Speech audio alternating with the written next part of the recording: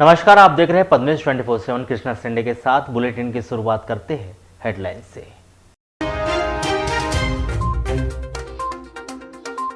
क्षमता से कम हो रही है सप्लाई, जिले में बढ़ रही पेट्रोल डीजल की किल्लत। बालाघाट नगर पालिका के लिए अब तक 53 और वारासुनी नगर पालिका के लिए महज 4 प्रत्याशियों ने जमा किया नाम निर्देशन पत्र। पहली बारिश में खुली उत्कर्ष स्कूल के भीतर भ्रष्टाचार की पोल, स्टाफ रूम की उड़ी छत।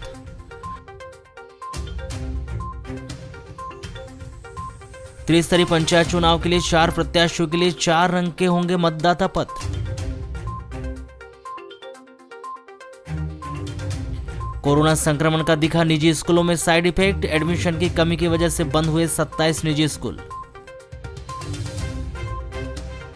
19 जून को आएगी महाविद्यालय के एडमिशन की पहली कट ऑफ लिस्ट। बीते कुछ दिनों से भारत पेट्रोलियम के द्वारा जिले के सभी पेट्रोल पंप के लिए क्षमता के अनुसार पेट्रोल की सप्लाई नहीं की जा रही है, जिस कारण अधिकांश पेट्रोल पंप में पेट्रोल नहीं होने की परेशानी से वाहन चालक परेशान हो रहे हैं। इस विषय पर जब हमने पेट्रोल पंप संचालकों से जानकारी ली तो सभी ने एक स्वर में कहा कि पेट्रोल की किल्लत बहुत अधिक परेशानी का कारण बनी हुई है। डिपो से पेट्रोल क्षमता के अनुसार नहीं मिल पा रहा है। नतीजा जितना पेट्रोल आ रहा है वह कम पड़ रहा है। बहुत से वाहन मालिक बिना पेट्रोल भराए ही वापस हो रहे हैं। शहर के कालीपुतली स्थित पेट्रोल पंप के संचालक ने बताया कि पेट्रोल कंपनियों में पेट्रोल का शॉर्टेज है, जिस कारण समय पर गाड़ियां नहीं निकल पा रही है। देरी की वजह से पेट्रोल का शॉर्टेज बना हुआ है। कम पेट्रोल की वजह से कभी भी पेट्रोल पंप में पेट्रोल समाप्त हो जाता है। वर्तमान में जो पेट्रोल कंपनी है, पेट्रोल डीजल जो सप्लाई की कंपनियों में माल शॉर्टेज हो रहा है डीजल पेट्रोल। इसी कारण में गाड़ियाँ लेट निकल रही है। इसी कारण में दिक्कतें आ रही हैं। या गाड़ियाँ आ ही नहीं रही है अभी 2-3 दिनों से? या नहीं, गाड़ी तो आ रही है लेकिन लेट निकल रही है। रात की जो गाड़ी निकला था हमारी वो आज सवेरे निकल रही है। आज ही पेट्रोल नहीं मिला? हाँ, आज ही पेट्रोल। तो क्या दूसरे पेट्रोल पंप की भी यही स्थिति है या? अब समाचार में तो समझ नहीं आ रहा। समाचारों के माध्यम से पता तो चल रहा है कि दूसरे पेट्रोल पंप में भी शायद ड्राइव हो रहा है पंप बालाघाट जिले के। हमको ड्राइव समझ में आ रहा है कि ड्राइव। बाईपास रोड स्थित पेट्रोल पंप के कर्मचारी बताते हैं कि पिछले 2 दिनों से पेट्रोल की किल्लत के कारण पेट्रोल पंप बंद करने की नौबत आ गई थी। उन्हें भी यही जानकारी मिल रही है कि डिपो में पर्याप्त मात्रा में पेट्रोल नहीं है, इसके कारण परेशानी हो रही है। माल क्या है, डिपो में सप्लाई नहीं है ना, माल वहाँ कैसे आता है? आपको कब प्राप्त हुआ है माल? अभी हमारे को तो कल प्राप्त हुआ। तभी बांट रहे हैं अभी? कितनी गाड़ी कितनी माल मिला आपको? कई गाड़ी आई ना। कब तक चलेगा? क्या कितनी गाड़ी लेते थे आप डेली? खपत के ऊपर है, शाम को भी खत्म हो सकता है, कल से तक भी चल सकता है। क्या ये सभी पेट्रोल पंप का यह हाल है क्या? हाँ, सभी जगह, हमारे क्या नहीं सभी जगह। मतलब पेट्रोल का संकट आ रहा है अभी? मतलब ऊपर से नहीं आ रहा है पेट्रोल? ऊपर से डिपो से ही है। तो अभी क्या लग रहा है आपको कि हर दिन यही एक ही टैंकर मिलेगा क्या 2-3 टैंकर मिलेगा? तो वो डिपो वाले के ऊपर है, हर दिन नहीं देता। पहले तो देता था, वहाँ माल नहीं है तो इसलिए इसने कटौती करके दे रहा है। वहाँ भी नंबर वाइज दे रहा है, ऐसा। शहर के कालीपुतली पेट्रोल पंप पर पहुंचे गर्रा निवासी एक युवक सचिन ने जानकारी दी कि शहर के कई पेट्रोल पंपों में पेट्रोल नहीं है।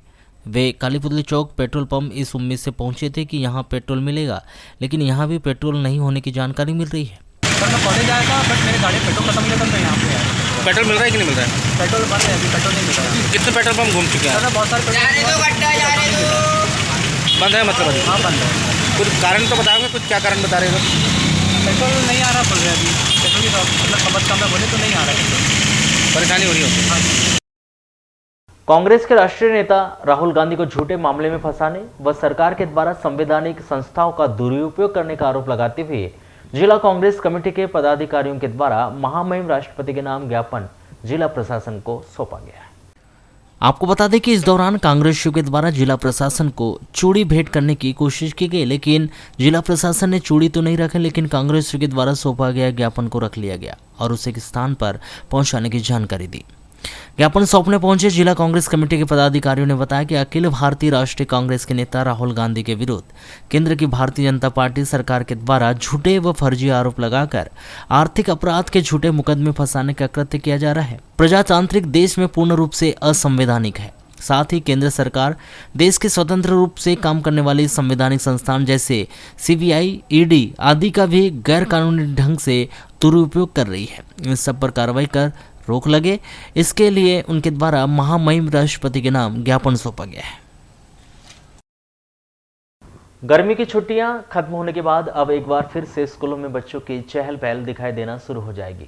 15 जून से शहर के कई निजी स्कूलों ने पढ़ाई शुरू तो कर दी, तो वहीं प्रदेश सहित जिले के तमाम सरकारी स्कूल आज 17 जून से खुल जाएंगे।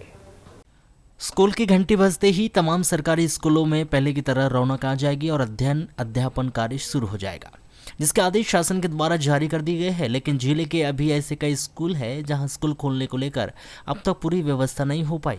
वहीं कई स्कूलों में साफ सफाई कर स्कूल खोलने की योजना बनाई जा रही है, जिसका एक नज़ारा गुरुवार को नगर के डाइट संस्थान में देखने को मिला, जहां चपरासी न होने के चलते शिक्षक शिक्षिकाओं को स्वयं स्कूल की साफ सफाई कर व्यवस्था बनानी पड़ी। स्कूल में छाई इन अव्यवस्थाओं को लेकर की गई चर्चा के दौरान शासकीय प्राथमिक अभ्यास इंग्लिश शाला डाइट के प्रभारी प्रधान पाठक शिव गुप्ता ने स्पष्ट कर दिया कि उनके स्कूल में व्यवस्थाओं की कमी है। उन्होंने बताया कि तमाम व्यवस्थाओं को बनाने के लिए कई बार पत्राचार किया गया, लेकिन शासन स्तर से उन समस्याओं का कोई समाधान नहीं निकला है। शासन से निवेदन था हमारे को टीन सेट लगवा दें इसमें, जो पैसा सीएम राज्य में खर्च इन्वेस्ट हो रहा है, जो पैसा यहाँ इन्वेस्ट कर दें तो स्कूल टॉप कंडीशन पे पहुँच जाएगा। जिला का मॉडल स्कूल है, इंग्लिश मीडियम CBSE कोर्स है। मॉडल स्कूल होने के बाद हमारे यहाँ रिजल्ट 100% रिजल्ट रहा 5वीं बोर्ड का। तो शासन से कुछ जवाब? शासन से अभी कोई जवाब नहीं मिला है, जो अपेक्षा शासन करेगा। कब से जर्जर हो गया ये स्कूल? वैसे सन 56 की बिल्डिंग है, सन 56 की बिल्डिंग है, तो चल रहा है मेंटेनेंस के चला रहे हैं छवाना। यहाँ क्या छवाने के बाद में क्या होता है, आज छवाए अपन कल बंदर आए फिर जम के। अभी बरसात में क्या दिक्कतें होंगी आप लोगों को? बरसात में क्या पानी स्टोर हो जाता है ग्राउंड में, सामने ग्राउंड में तो पानी निकासी की व्यवस्था नहीं है सरकार, तो बच्चे खेल नहीं पाते हैं। बच्चे पानी भरा है पूरे ग्राउंड में लगा। अब आप जब जब बारिश होगी उस समय देखना, यहाँ का मंजर देखें पूरा सोचो कि ये एक प्रकार का। अभी कल की तैयारी को लेकर कैसी व्यवस्था कर रहे हैं आप लोग? कल की तैयारी रूम साफ करवा दिया, रूम के झंझाला निकलवा के। आपने स्टाफ लोगों ने साफ किए? हाँ, हमने हमारे भरत नहीं है हमारे। रामपाली थाना क्षेत्र के अंतर्गत आने वाले ग्राम बकेरा में इस ग्राम की महिला डीलेश्वरी कोल्ले 36 वर्ष ने जहरीली वस्तु का सेवन कर लिया, जिसकी जिला अस्पताल में उपचार के दौरान मौत हो गई। इस महिला ने किस वजह से जहरीली वस्तु का सेवन किया है यह अभी स्पष्ट नहीं हो पाया है, जिसकी जांच रामपाली पुलिस के द्वारा की जा रही है। प्राप्त जानकारी के अनुसार 15 जून को सुबह डीलेश्वरी ने अपने घर में किसी जहरीली वस्तु का सेवन कर लिया था, जो घर में बेहोशी की हालत में पड़ी थी। उसके मुंह से झाग निकल रहा था और मुंह से कीटनाशक दवाई की दुर्गंध भी आ रही थी। डीलेश्वरी को चुनाव प्रचार के वाहन से वाराणसी अस्पताल आकर भर्ती किया गया था, जहां से उसे जिला अस्पताल बालाघाट रेफर किया गया, जहां उपचार के दौरान 16 जून को सुबह 9 बजे डीलेश्वरी की मौत हो गई। लैंगिक अपराधों से बालकों का संरक्षण अधिनियम के विशेष न्यायाधीश मनोज कुमार तिवारी की अदालत ने एक नाबालिग लड़की से छेड़छाड़ करने के मामले में आरोपी मोटू उर्फ महेश राउत 24 वर्ष वार्ड नंबर 1 समनापुर थाना ग्रामीण निवासी को दोषी पाया है। विद्वान अदालत ने इस विशेष प्रकरण में आरोपी को धारा 354 अनुसूचित जाति जनजाति अत्याचार निवारण अधिनियम के तहत अपराध में 3 वर्ष का कठोर कारावास एवं 20,000 रुपये के अर्थदंड से दंडित किया गया। अर्थदंड अदा न करने पर 6 माह का कारावास भुगतने का आदेश पारित किया गया है। सहायक जिला लोक अभियोजन अधिकारी व मीडिया प्रभारी विमल सिंह ने घटना के संबंध में जानकारी देते हुए बताया कि 4 नवंबर 2019 को दिन के करीबन 11 बजे पीड़िता अपनी सहेली के साथ स्कूल पहुंची थी। उसी समय गांव का मोटू उर्फ महेश राउत पीछा करते हुए आया और नाबालिग बालिका से छेड़छाड़ करने लगा, जिससे पीड़िता ने आरोपी को थप्पड़ मार दी थी। इस घटना के संबंध में थाना ग्रामीण नवेगांव में अपराध क्रमांक 262/2019 धारा 354, 354 का घ भारतीय दंड विधान एवं धारा 7/8 लैंगिक अपराधों से बालकों का संरक्षण अधिनियम सहपाठी धारा अनुसूचित जाति जनजाति अत्याचार निवारण अधिनियम के तहत प्रकरण दर्ज किया गया था। इस मामले में अभियोजन की ओर से पैरवी आरती कपले विशेष लोक अभियोजक बालाघाट के द्वारा की गई थी। महाविद्यालयों में भी नया शैक्षणिक सत्र आगामी दिनों में प्रारंभ होना है, जिसको देखते हुए महाविद्यालयों में भी छात्र छात्राओं के प्रवेश को लेकर प्रक्रिया प्रारंभ कर दी गई है। जिले के अग्रणी शासकीय जटाशंकर त्रिवेदी स्नातकोत्तर महाविद्यालय में छात्र छात्राओं के द्वारा स्नातक एवं स्नातकोत्तर कक्षाओं में प्रवेश के लिए ऑनलाइन आवेदन दिए गए हैं, जिसकी CLC की पहली लिस्ट 18 जून को जारी होना है। स्नातक कक्षाओं के लिए CLC की पहली लिस्ट 18 जून को एवं स्नातकोत्तर कक्षाओं के लिए लिस्ट 19 जून को जारी की जाएगी।